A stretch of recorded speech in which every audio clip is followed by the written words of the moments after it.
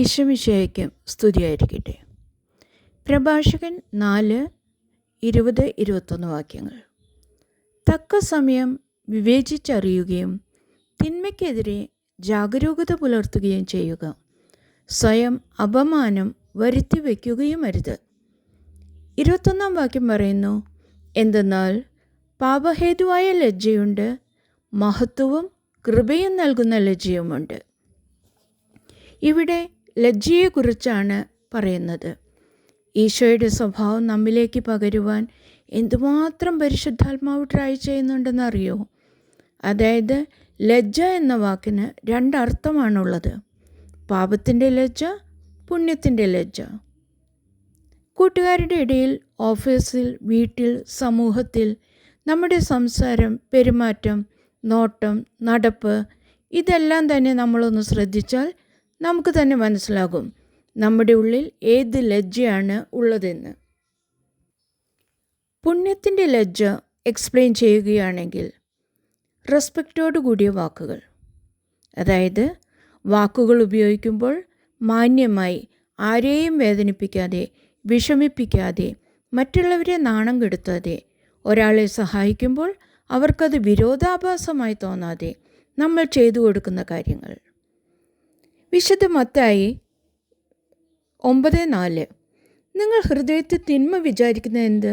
ഈശോ നമ്മളോട് ചോദിക്കുകയാണ്, നിങ്ങൾ ഹൃദയത്തിൽ തിന്മ വിചാരിക്കുന്നത് എന്ത്?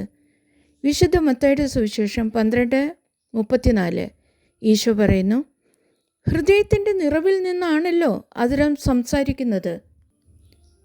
സങ്കീർത്തനം 78:8 പറയുന്നു, അവർ തങ്ങളുടെ പിതാക്കന്മാരെ പോലെ ദുശ്ശാഠ്യക്കാരും മത്സരബുദ്ധികളും ചഞ്ചല ഹൃദയരും ദൈവത്തോട് അവിശ്വസ്തരുമായിരുന്ന ആ പാപത്തിൻ്റെ ലജ്ജ നമ്മുടെ ഇടയിൽ നിന്നും നമുക്ക് മാച്ചു കളയാൻ സാധിക്കില്ലേ?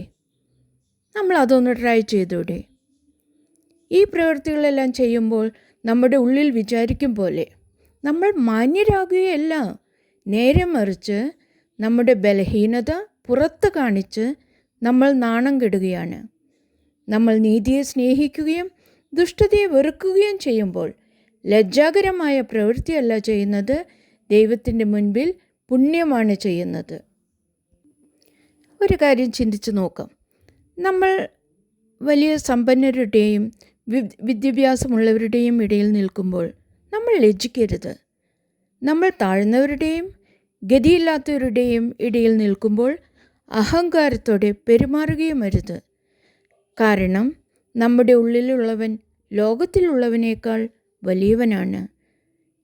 ആ ദൈവത്തിന് നമ്മളെ അല്ലെങ്കിൽ മറ്റുള്ളവരെ മാറ്റിമറിക്കാൻ അധികം സമയമെടുക്കില്ല. അതുകൊണ്ട് നമുക്ക് നല്ലതായിട്ടുള്ള കാര്യങ്ങൾ ചെയ്ത് ദൈവത്തെ മഹത്വപ്പെടുത്തിക്കൊണ്ട് ജീവിക്കാം. ആമേൻ.